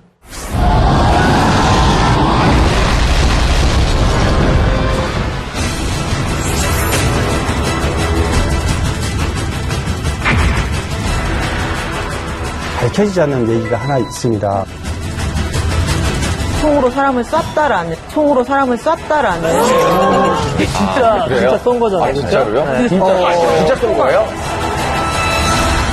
이번 풍문의 주인공은 자신이 사기 피해를 준 스타입니다. 네, 맞습니다. 희대의 개그맨, 흥행 영화 감독에서 20억 사기 혐의, 170억 원의 채무, 8억 9천만 원의 임금 체불 사건까지 대한민국을 소송으로 떠들썩하게 뒤흔들었던 분입니다. 바로 개그맨 심영래 씨인데요. 자, 그래서 등장한 풍문입니다. 용 때문에 망한 심영래. 중국에서 용됐다? 이게 무슨 일? 야, 왜 이런 풍문이 나온 건지 아시는 분들은 앞에 있는 풍문등을 켜주시기 바랍니다. 지금 풍문등을 켜주신 분이 우리 김혜성 기자님. 심영래 씨의 재기 소식이 전해지면서 이런 풍문이 나오지 않았나 싶은데요. 영화 기워2에 중국의 활원그룹이 900억 원을 투자했다라는 소식이 전해지면서 좀 화제가 됐어요. 특히 지난 3월 19일에는 베이징의 한 호텔에서 기워2의 제작 발표회가 열렸었는데 이 소식이 한국에까지 전해지면서 한국에서는 심영래 씨가 이렇게 재기에 성공을 하는구나 라고 소문이 돌았죠. 중국에서 그런 어떤 새로운 가능성을 지금 보고 있기 때문에 이런 얘기가 나왔는데 네. 그동안에는 심영래 씨가 뭘 하려고 그러면 그거 할 수 있겠느냐. 그렇죠. 또 망할 거 아니냐. 뭐 이렇게 부정적인 반응이 많았다면 이번 중국 프로젝트에 대해서는 정말 영혼병 대단하다 심영래 씨. 정말 이번에는 제대로 한번 해봐라. 이런 격려하는 댓글이 굉장히 많이 붙었습니다. 그렇군요. 그러니까 실제로 디와 같은 경우에는 2008년도 중국에서 한 600개 정도 영화관에서 상영이 됐는데 무려 수익이 47억 원 정도였다고 해요. 아주 큰 수익이, 높은 수익인 거예요. 그럼요. 당시에는 꽤 높은 수익입니다. 아니 근데 왜 갑자기 보기 힘들게 된 그러게 걸까요? 말이에요. 2006년에 영화 투자금 관련해서 사기 혐의 소송 사건이 있었어요. 이 일 때문에 우리가 좀 심영래 씨를 보기 힘들지 않았나 이런 생각이 듭니다.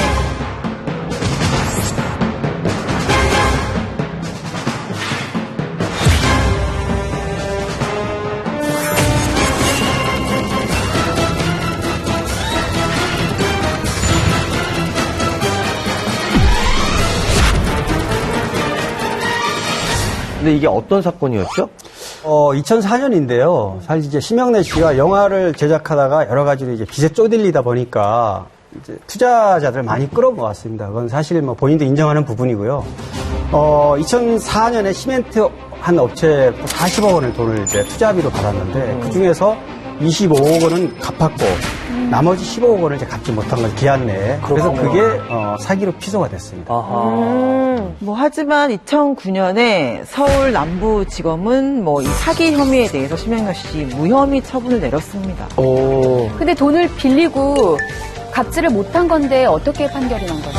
네, 검찰이 심영래 씨가 돈을 빌릴 당시에 S사에 충분한 담보를 제공했고 또 차후에 남은 빚을 갚겠다는 의지가 있는 점 등을 참작해 무혐의 처분했다라고 이렇게 적시했습니다. 아니 그럼 갚으려는 의지가 있으면 기회를 줘야죠. 무 자르듯이 그냥 그렇게 하면 갖고 싶어도 갚을 수가 없는 거 아닙니까? 송대관 씨도 비슷한 경우죠. 송대관 씨 같은 경우에는 부인 때문에 무혐의 처분을 받았음에도 불구하고 아직도 사기꾼이라는 이미지가 조금 남아있어요. 그러다 보니까 가수 활동에 지장을 받고 있죠, 지금까지도. 이 사기 소송 때문에 심영래 씨한테도 그 전혀 피해가 없지는 않았을 것 같은데요. 네. 당연합니다. 왜냐하면 이제 이 일부 갚고 일부 못 갚은 거에 대해서 사기 혐의로 피소가 됐고 그게 이제 법원에서 무혐의 판결은 났지만 사람들의 인식은 한 번 연루되면 뭔가 사기와 관련돼 있을 거다 이런 게 있는 겁니다. 그래서 그 영구 아트 무비 이제 직원들도 그렇고 힘들다. 아, 영화사가 힘든가 보다. 그래서 그동안 투자했던 사람들 돈을 다시 달라고 그러는 일이 벌어지고 그래서 굉장히 힘들어진 겁니다. 영화사 전체가. 뭐 이 회사가 위험하다, 문제가 있다라는 게 그냥 단순히 풍문만은 아니었던 것으로 보이는 게 당시에 심영래 씨의 회사가 그 수입보다는 분명 지출이 더 많은 상태로 전해졌기 때문이에요. 네. 그러니까 이제 그 연장선상인데요. 엎친 데 덮친 격이죠. 결국 이제 그렇게 해서 또 어려워지다 보니까 사실 실제로 좀 어려워졌습니다. 왜냐하면 심영래 씨가 김포에 영화사를 큰 부지 하나 임대를 해가지고 그렇죠. 직접 매입을 해가지고요. 굉장히 영화사를 크게 부지를 마련해서 거기에 컴퓨터 장비를 대량으로 도입해서 투자가 워낙 많았습니다. 그래서 그거를 다 끌고 가다 보니까 직원들 월급 주는 이런 문제가 좀 사실 운영이 조금 어려웠다고 그래요, 당시에. 결국 그게 이제 빌미가 돼서 임금이나 뭐 이런 부분, 퇴직금 이런 걸 한 9억가량을 주지 못해서 이게 이제 직원들한테 시비가 붙게 되고 소송으로 이어졌죠. 직원들 임금이나 또 회사 문제들은 좀 원활하게 해결을 하고 계신 상황인가요? 사실 디오 때문에 디오가 굉장히 그 제작비가 많이 들어갔고 물론 관객도 많이 들었지만 전체 제작비는 미치지 못했기 때문에 많은 빚을 졌고요. 결국 170억 원의 빚을 졌습니다. 이 부분은 2013년 3월에 개인 파산으로 일부 정리가 된 상태입니다. 네, 금융권의 진 빚 170억 원은 탕감을 받았지만 면책 과정과 별개로 영구아트무비 직원들의 임금 퇴직금 관련해서는 아직도 합의를 이루지 못한 상태입니다. 그래서 실제로 뭐 한 방송 프로그램에서 이 임금 체불 문제를 좀 취재하는 과정에서 직원들을 좀 인터뷰한 적이 있는데 이때 직원들로부터 되게 충격적인 폭로가 이어져서 굉장히 이슈가 됐었죠. 아니 직원들이 어떤 폭로를 했나요? 먼저 이게 불법 총개조 사건이라는 얘기를 불법 당시에 총을요? 네네 했습니다. 그 영화 소품용 총을 뭐 심영래 씨가 좀 개조를 하고 하면서 좀 들고 다니면서 직원들을 좀 쐈다는 조금은 엽기적인 뭐 이런 얘기들을 이제 그들 얘기는 그런 건 거죠. 진짜 쏜 거잖아요. 진짜로요? 네. 진짜 쏜 거예요? 사실이라면은 진짜 실사판이거든요. 정말 쇼킹하네요. 게임. 네. 사실 뭐 이거는 뭐 실탄은 아니고요. 그럼요. 비비탄이었던 비비탄. 거죠. 죄송한데 실탄을 쐈으면 직원들이 그러니까 살아남겠습니까? 인터뷰를 못하죠. 이게 그냥 뭐 단순 장난이다 아니면 뭐 해프닝이다라고 보기에는 좀 그런 것이 좀 쇼킹한 부분을 증언을 한 게 있었는데 심영래 씨가 직원들이 총을 맞고 괴로워하는 것을 즐긴다라는 이야기도 있었기 때문이에요. 실제로 또 직원들의 말에 따르면은 몇만 원을 손에 쥐어주면서 직원들에게 뭐 뛰라고 한 뒤에 이제 그 친구를 표적 삼아서 뭐 총을 쏘기도 했다. 뭐 이런 얘기들도 당시에 언론에 보도된 바가 있죠. 근데 이게 진짜 사실적으로 일어난 일이 맞는가 싶은 게 저는 좀 믿기지가 않아요. 이게 한국에서 진짜 일어날 수 있는 일인가 싶습니다. 뭐 사실이라면 진짜 할 말이 없는 일이. 디오의 한 장면 같은 거죠, 실제로. 아니, 심영래 씨가 왜 그랬을까요? 당시에 설은 뭐 직원들이 말에 따르면 해가지고 그것도 설로 나온 얘기로는 심영래 씨가 이제 뭐 그렇게 장난 삼아서 직원들한테 겨눠서 총 쐈던 거는 맞지만 그런 일이 있었지만 또 한편으로는 뭐 자기 보호를 위해서 그랬다. 이게 말이 와전이 돼가지고요. 어느 게 진실인지 잘 모르겠어요. 그리고 당시에 이제 심영래 씨가 디워가 흥행에 실패한 이후에 좀 막 비난이나 조롱, 악플 같은 거에 많이 시달리면서 정신적으로 조금 불안정한 상태였다는 그런 얘기도 있었습니다. 근데 어느 날 이제 심영래 씨 방에서 총소리가 나서 직원들이 혹시나 심영래 씨가 자살을 한 줄 알고 뭐 이렇게 놀라서 뛰어간 적도 있었다고 해요. 네. 이게 그 정도로 이제 그 상태에 굉장히 심리적으로 좀 불안한 상태였던 것 같아요. 그러니까 워낙 탑에 계시다가 이게 한꺼번에 뭐 금전적, 뭐 영화적, 그다음에 네네. 여러 가지. 그리고 이분이 어떤 분이가 웃겨야 하는 분이고 재밌게 해줘야 되는 분인데 이게 뭐 스트레스가 쌓이니까 그걸 풀기 위해서 뭐 그랬다 손 치더라도 이게 만약에 뭐 조금이라도 그런 의도가 있었으면 그거는 조금 뭐 말이 안 되는 행동이죠. 어쨌든 총기 관련해서 일부 증언들은 2012년 경찰 조사에서 사실로 밝혀졌습니다. 아유, 이건 정말 안 되는 거죠. 네, 실제로 가스 분사기 6정을 그 실탄 발사가 가능하도록 개조를 했고 또 자체 제작 실탄을 넣고 9발을 사용한 혐의로 당시 심영래 씨가 불구속 입건이 됐습니다. 근데 뭐 이렇게 벽에다 쏘거나 뭐 깡통을 맞추거나 이런 게 아니라 사람한테 쏘았다는 거예요? 총기를 불법으로 개조를 했다는 거. 아, 그리고 그렇 때문에. 입증이 되는 거죠. 실탄을 어디든가에 뭐 깡통에 쌌든 어디에 쌌든 일단 사용을 했다. 사용을 라는 것 했다. 때문에. 그런데 이게 다가 아니었더라고요. 또 있어요? 또 뭐 더 있어요? 예. 100억 원대에 달하는 그 자금을 확보하기 위해서 로비를 계속 좀 했다. 뭐 이런 말들을 했어요. 근데 뭐 그가 술을 좋아하진 않지만 좀 여성 활력이 좀 있다. 뭐 이런 멘트와 함께 뭐 여자애들의 연락처가 아주 많이 담긴 수첩이 있어서 이것을 로비에 이용했다. 뭐 이런 폭로들이 계속 이어졌던 거죠. 중요한 건 진짜 이게 사실인지 아닌지가 궁금해요. 방금 말씀하셨던 게. 네, 확인된 바가 없고 오해 소지가 많은 폭로였죠. 하지만 몇 년 후에 심영래 씨가 어떤 타사와의 인터뷰를 통해서 밝힌 부분은 뭐 성로비 이런 건 절대 사실이 아니다라고 밝혔죠. 그런데 그냥 워낙 사건이 많아서 네네. 뭐 사실 여부를 떠나서 이미지가 망가진 그렇죠. 거는 맞아요. 정말 맞아요. 큽니다. 그래서 진짜 본인이 나와서 어떤 말을 해도 사람들이 안 믿었으니까. 맞습니다. 뿐만 아니고 또 직원들에 의한 폭로는 점점 그 수위를 당시에 더해 갔어요. 이후에도 계속적인 폭로가 좀 이어졌거든요. 네, 처음에 시작이 이제 영구 아트무비 직원이었다고 주장하는 익명의 네티즌들이 각종 온라인 사이트에 이제 글을 올리면서 시작이 됐는데요. 당시에 이제 그 글을 살펴보면은 뭐 솔직히 영구 아트무비의 파산은 심영래 감독의 카지노 출입이 가장 큰 원인이다. 뭐 회사 부채 상당수가 심 감독이 도박을 하면서 생긴 빚이다. 그리고 뭐 심 감독은 직원들이 보는 데서도 카지노 전용 리무진을 타고 정선으로 향했다. 뭐 이런 내용들이 당시에 올라와서 좀 논란이 됐었습니다. 월급은 못 주는데 왜 그 카지노에 출입을 하느냐. 뭐 이렇게 당연히 그렇게 될 수밖에 없고요. 그럼요. 그건 당연하죠. 그렇죠. 그래서 이제 그런 목격담이라는 게 심영래 씨가 카지노 VIP에서 하는 걸 봤다. 뭐 몇십억을 잃었다. 심영래 씨는 이 부분에 대해서는 정말 어이없다는 반응을 내더라고요. 뭐냐면은 급여를 주지 못해서 강원도 정세를 한 건 맞다. 맞고 그 관계자를 만나서 돈을 좀 변통을 해와가지고 지금 어려운 상황을 타개하기 위해서 회사에 그러려고 만났다. 이렇게 본인은 해석을 했어요. 아니, 희지 씨.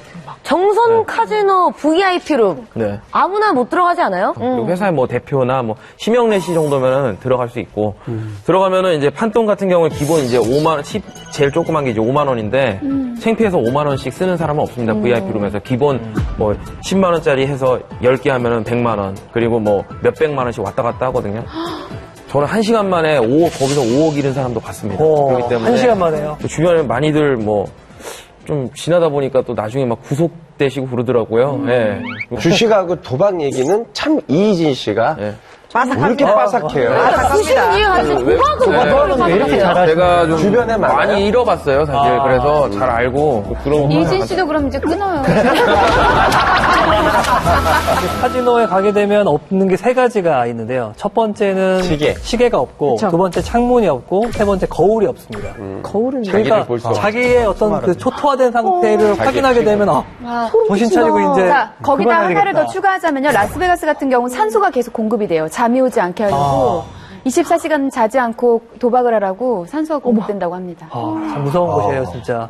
아니 근데 여러분 주변에 예를 들어서 도박을 했다든지 아니면 뭐 베팅을 해서 돈 땄다는 사람이 있습니까? 아니요. 없죠. 아니 돈 잃었다는 사람밖에 없는데 아니, 혼자 거울 보고 고속도로 돈 돈이 있는 게 빈다고. 돈이 핍니다. 네. 아니 근데 왜 물론 이제 중독성인 건 압니다만 마약보다 훨씬 더 중독성이 강하다고 해요. 그렇죠. 네, 네. 그렇답니다. 들은 얘기가 있는데요. 그 연예인들이 사실 무대를 서고 이제 방송을 하는 사람들이 그 희열 같은 거 느낄 때 도파민 같은 성분들이 나온대요. 근데 그게 마치 그 쉽게 느낄 수 없는 감정인데 도박을 할 때도 이렇게 짜릿한 그 기분이 나오는 그 승부욕. 호르몬이 네. 같이 그 승부욕. 분비가 되는 것 때문에 그래서 쉽게 도박에 빠진다는 얘기를 저도 들었어요. 제가 일본에서 빠찡코 하다가 탑 쌓은 적 있거든요. 네. 그 많이 따면은 탑 쌓아주잖아요. 근데 그렇게, 그러니까 빠지 말아요. 네, 그냥 빠찡코를 한번 재미삼아 친구 따라서 가본 건데 갑자기 막 터져가지고 그렇게 그때 된 기분이 거예요. 막 그러니까 그게 너무 막 그치, 그 호르몬 원래 이런가 되고. 보다 막 이러면서 너무 좋아서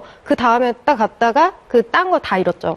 그래서 이게 근데 나중에는 정말 패가망신하기 때문에 이게 정말 그 오락의 어떤 범주를 벗어나게 되면 절대 안 된다라는 거죠. 그래서 황기순 씨 말에 의하면 원조죠. 이분의 말에 의하면 도박 귀신이 있는데 항상 도박장에서는 잃고 목숨을 스스로 자결하는 사람들이 있어서 부천을 떠돌다가 어느 날 들어온대요. 누구 어떤 특정인에게. 그 귀신들이 뭘 하냐면 필리핀 같은 경우는 비행기도 연착되게 하고 못 가게. 오늘 따서 이제 가야지 그러는데 비행기가 연착됐습니다 이렇게 와가지고 다시 하게 만들고. 네. 한 번 더 할까 이런 느낌. 네. 차라리 잃어본 사람들은 귀신이 안 온 겁니다. 그러니까 그 집에서 아직 안 온 거죠. 그 집에 정치 차량이 나고 조금 갔다 귀신이 온 겁니다. 그것만 생각하시면 돼요. 강원랜드가요, 연간 벌어들이는 돈이 얼마인지 아세요? 1조예요, 1조. 그러면 강원랜드에서 강원랜드가 1조를 버는데, 그 카지노에서 돈 벌었다는 사람은 다 어디가 없다라는 얘기죠, 결국에는. 아니, 카지노 출입하는 거 직원들의 증언 혹시 있었나요? 직원들의 말에 따르면 이제 정선에서 전화로 회사 재무팀 사람에게 전화를 걸어서 뭐 1,000만 원을 보내라, 뭐 1억을 보내라, 뭐 이런 얘기를 한 적이 있다고 해요. 뭐 당시에 디워의 성공으로 뭐 사업 제휴가 이어졌지만 심 대표가 좀 회사를 등한시했다라는 직원들의 폭로가 계속 이어졌던 상황이었던 거죠. 네, 직원들의 고발로 심영래 씨는 2012년 4월에 서울지방경찰청 경제범죄특별수사대에서 회사 자금 22억 원을 횡령한 혐의로 그때 불구속 입건됐던 게 있었죠. 그렇군요. 그러면은 심영래 씨는 자신의 혐의를 인정하셨었나요? 그때 당시? 네, 폭로된 많은 의혹들 중에서 이제 카지노에 출입했던 것과 불법 그 총 개조에 대해서는 인정을 했고요. 또 국민들에게 용서를. 어쨌든 뭐 국민 개그맨이었으니까 뭐 국민들이 느낀 뭐 실망, 뭐 충격은 좀 쉽게 사그라들지는 않았죠. 사실은 그렇습니다. 이 심영래 씨는 대한민국 한 획을 그은 코미디언이고요. 한국에는 언제부턴가 심영래 씨가 신지식인으로 선정됐는데요. 맞아요. 그랬죠. 기대치가 너무 올라갔어요. 그래가지고 거의 스필버그랑 필적할 만한 그런 수준의 영화를 기대하고 보게 만들고. 이 심형래더러 지식인이라고요? 우리 시대 신지식인 심형래. 그의 영화 용가리는 SF 불모지 한국에 새로운 가능성을 열었다. 100% 국산 기술로 SF 영화를 만들 겁니다. 이제 안 된다는 소리는 마십시오. 새로운 아이디어가 있다면 말입니다. 못해서 안 하는 게 아니라 안 하니까 못하는 겁니다. 근데 사실은 객관적으로 중국에서 보니까 그 정도면 아시아에서 만든 뭐 일본의 괴수 영화나 중국의 다른 영화들에 비해서 퀄리티도 좋고 그래서 꽤 불만하다 이런 평을 받은 것 같아요. 중국 영화보다는 나은 것 같아요. 그렇지 않아요? 중국 영화 중에 왜 막 이렇게 날아다니고 괴물 나오고 뭐 그런 게 있어요. 특수효과 막 이렇게 나오는. 심영래 씨가 또 소재를 잘 택했는데 전 세계에서 용을 가장 좋아하는 민족이 중국. 그렇죠. 용은 복을 불러온다 그랬는데 딱이네요. 용이 나오고 CG가 있고 이러니까 당연히 한류붐을 타고 투자가 된 거죠. 중국에서는 지금 최근에도 SF 영화에 대해서 관심이 엄청나게 많아요. 이 박스오피스 10위 안에 들어간 종목 중, 영화들 중에서 글로벌 그 흥행을 거둔 영화들 8개가 예를 들어서 아바타, 어벤져스, 트랜스포머 이런 것들이 전부 다 CG가 들어간 거예요. SF에. 그래서 디워나 이런 용가리 이런 거에 대한 중국인들의 관심이 엄청나게 많고 요번에 그 영화인데 주성치 감독이 미이너라는 그 영화를 제작을 했어요. 근데 그 인어예요. 인어인데 중국이 원래 인어, 용 이런 것들을 많이 좋아하고요. 요번에 관람객 수가 무려 1억 명이었어요. 1억 명. 우리나라는 1,000만 하면 대박이라잖아요. 미인어가 1억이 넘어서 중국에서 1억이면 대박이 난 건가요? 엄청 대박인 거죠. 역대 박스오피스 중국에서 역대 1위를 갈아치웠고 이런 것들 때문에 어제 심영래 씨의 어떤 영화 제작하는데 영향을 줬다. 800억이면은 아무것도 아니다. 왜냐하면 1조 이상의 수익을 거뒀거든요. 미인어가. 네, 중국 영화계에서 적당한 인물을 찾은 거죠. 이런 영화를 잘 찍을 사람이 누가 있을까? 딱이네요. 그때 심영래 감독을 딱 데려간 거죠. 콕 찍은 거죠. 네네. 우리의 인재를 알아본 겁니까?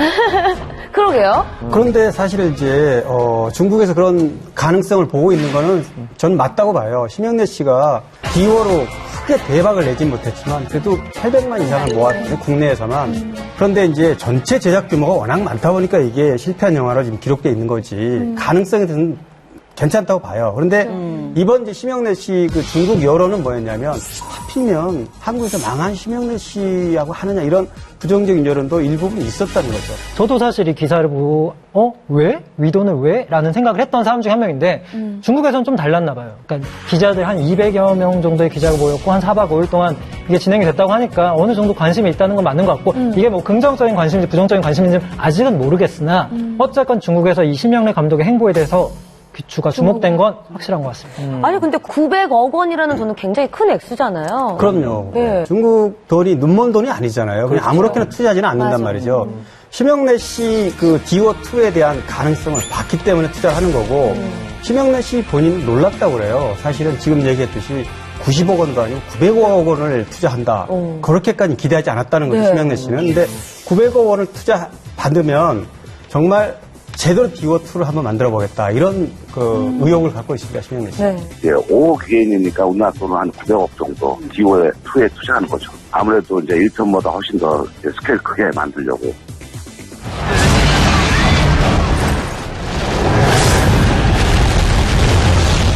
그 액수 때문에 한국 연예계에서 심영래 씨 별명이 생겼어요. 한 방에 있는 남자. 아, 있네요, 진짜. 인생은 한 방이죠. 네, 그렇다면 이렇게 이 큰 금액을 투자하는 이 중국의 활원그룹이 믿을만한 그룹인지 어떤 그룹인지가 좀 궁금하거든요. 혹시 아시는 분? 뭐 희진 씨가 잘 희진 씨가 잘 아시겠죠? 활원그룹을 찾아봤는데 이제 중국 민영 그 기업이고요. 보통 이제 직원 수들을 이제 한국에서는 직원 그 큰 회사들 대기업들은 직원 수가 막 1,000명, 2,000명 이러잖아요. 여기는 10,000명이 넘습니다. 근데 뭐 게임이 안 된다고 뭐 대기업이에요, 대기업. 요번에 이제 미너가 1억 명 관객 돌파하고 그리고 1조의 수익을 벌어들이니까 우리도 영화 사업에 뛰어들자. 그래서 2014년부터 이제 신생 영화사가 되는 겁니다.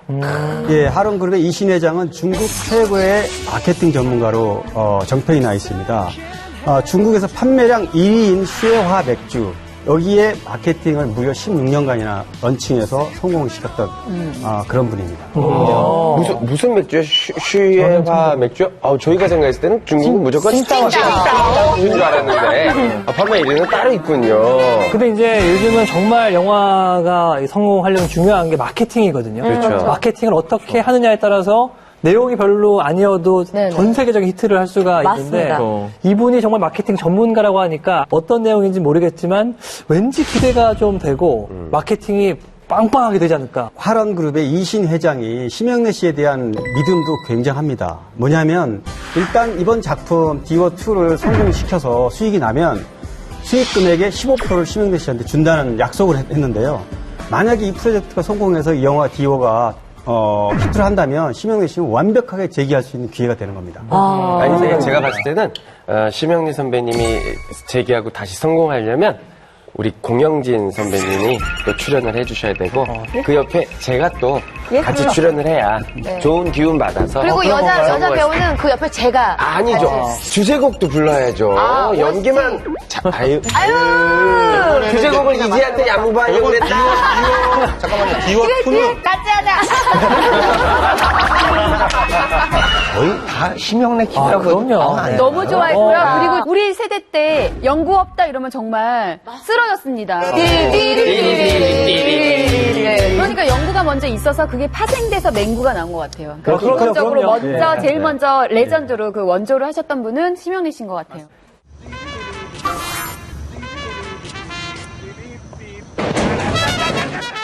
심영래 형님이 막바지 꽁트를 제가 이제 적으면서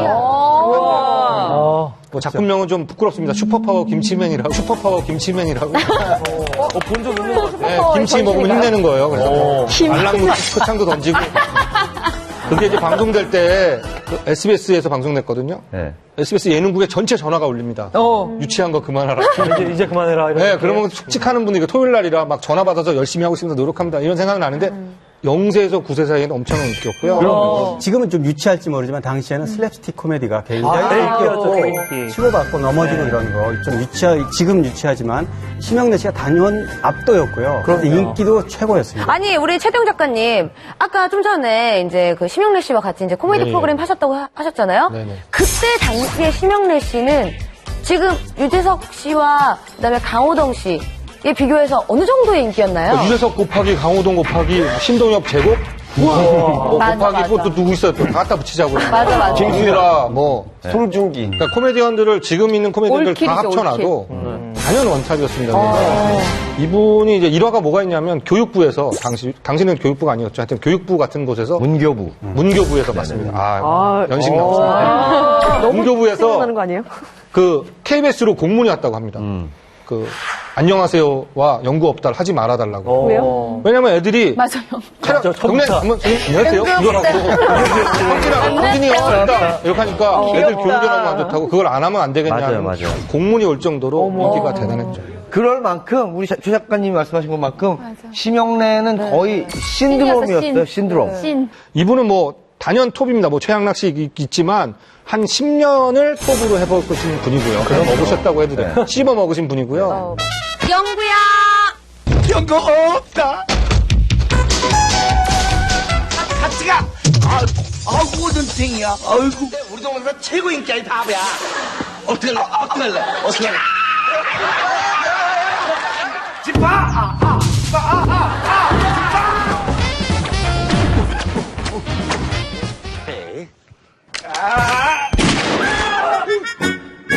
출연료 같은 경우를 보면은 이제 한 코너당 출연료가 18,000원. 8, 90년대. 네. 라디오는 9,800원이었는데요. 네. 이분은 1년에 120억 원이고. 그 당시에요? 그 당시에. 그럼 지금도 그 당시에 사실 120억 벌기도 힘들잖아요. 그러면 지금은 얼마 정도 되는 거죠? 거의 뭐 그때 120억이면? 한 2천억 정도 되는 거죠. 대기업인 거예요. 쉽게 말하면 김수현, 뭐, 중국가 성공해서 많이 공부하는 당시에 안성기 씨가 개런티 1,500만 원일 때 네. 심형래 씨는 개런티가 2억이었어요.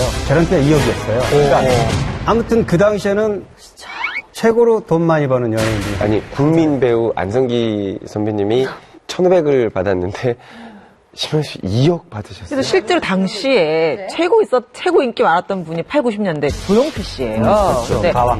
조용필 씨보다 더 수익이 높았다고 합니다. 아니 중국에서 지금 제2의 기지개를 켰는데 한국에서 복귀 가능할까요? 심형래 씨가 디워2 제작 발표회에서 나는 한국에서는 재기가 불가능한 사람이다. 하지만 중국은 내 과거보다 능력과 또 경쟁력을 알아봐 줬다.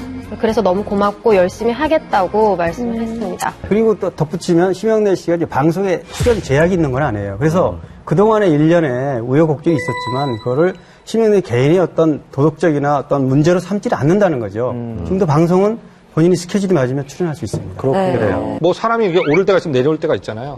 힘들었습니다. 힘들 때 또 내부 고발이 이어지면서 그분들의 얘기가 잘못됐다는 게 아니라 너무 힘들었어요. 근데 어쨌든 이거를 이겨낸 멘탈은 저는 이 정도 오면 정말 극한의 방법을 생각할 수도 있을 정도로 몰렸다고 생각. 뭐 성노비까지 나오면 다 나온 거잖아요. 맞아요. 그렇죠.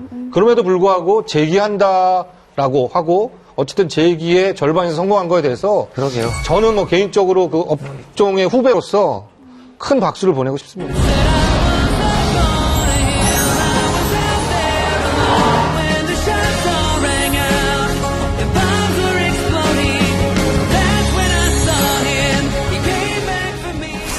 모쪼록 송서에 휘말린 우리 스타분들 모두 원만히 해결하길 기대해 보겠습니다. 오늘 준비한 풍문쇼 마치도록 하겠는데요. 그 전에 오늘 이제 공영진 선배님께서 풍문쇼 마지막 인사를 해야 될 것 같아요. 그래서 저희 풍문 제작진이 준비한 선물이 있습니다. 에이, 이게 뭡니까 또. 에이, 정말 또 이렇게. 작아서 그러죠? 작아서 그러죠. 정말 기대하는데.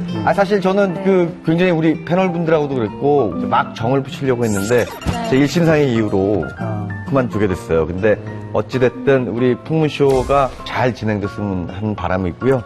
저는 이제 시청자로 돌아가서 여러분들 응원할 테니까 훈훈한 얘기들 많이 전해주셨으면 좋겠고요. 그동안 잘해주셔서 너무 감사합니다. 우리 공연 씨 정말 고생 많으셨습니다. 우리 공연 씨 어디 계속 볼 수 있는 거죠 TV에서? 그럼요.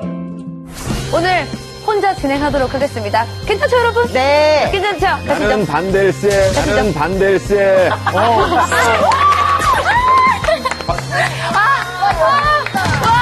일단 오늘 저에 대해서 그러면 풍문을 탈탈 털어드리겠습니다. 벌어지는 수익이 어마어마할 텐데 한순간에 다 날리신 건가요? 아니 어떤 사업을 했길래 네. 57억 빚을 지신 거예요? 현재 그럼 남은 빚은 얼마나 되시는지요? 현재 통장 잔고가 얼마냐? 지금 웃는 게 아니에요. 괜찮으세요? 괜찮으세요? 공황장애 약 하나만 먹고 왔어요. 지금 드셔야 될 것 같은데요, 오늘? 지금도 풍물쇼에서 재판받고 계신 거예요. 오늘 소식은 여기까지입니다. 다음 시간에 더 은밀하고 궁금한 풍문과 함께 찾아올 것을 약속드립니다.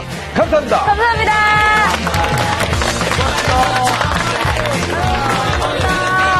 아, 오빠, 웬열? 우리 고객씨 웬열? 선생님 수고하셨습니다. 그러니까 만나자마자